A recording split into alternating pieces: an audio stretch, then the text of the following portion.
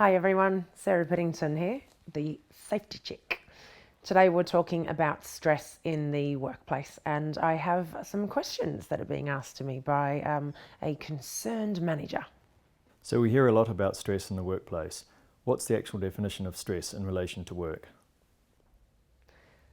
The Health and Safety Executive have written a definition which says stress is the adverse reaction that people have to excessive pressures or other types of demands that are placed upon them at work. How big a problem is stress in the UK?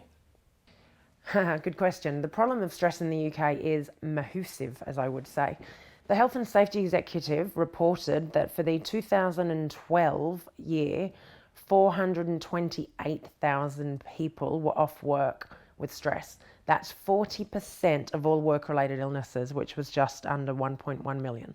So it is a major problem in the UK, and yet it's a problem that businesses don't want to talk about. It's also a problem that people don't want to talk about, especially men.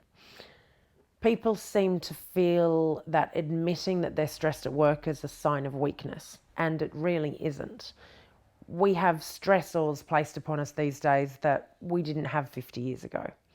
We work hours that people weren't necessarily working 50 years ago. You're never offline. There's always an iPhone ringing or a BlackBerry.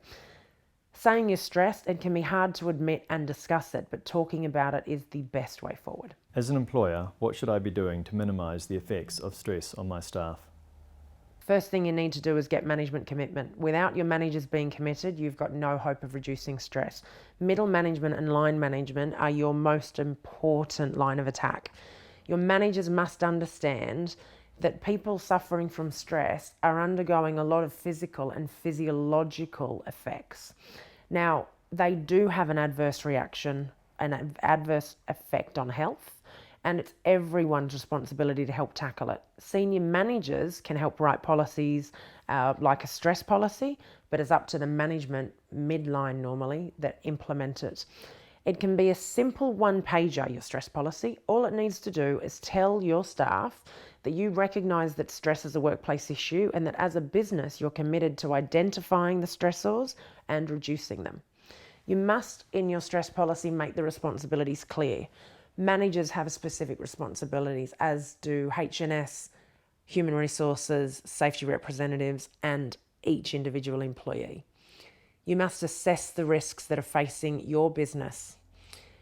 Now, when I'm talking about risks that face your business, it's very business dependent. It could be that you have staff that work long hours.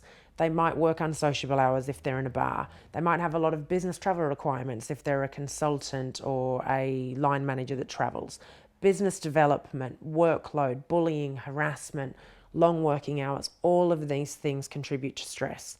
So the next thing you should do when you find out what the stressors are is make up a stress action plan. So in brief, communicating with your staff should always be the first step. If you haven't done that yet, go and do it and then follow it up with risk assessments. So thank you very much for these great questions. If anyone needs further support on this, please contact me via the details at the end of this video. Until then, stay safe, stay healthy. Bye.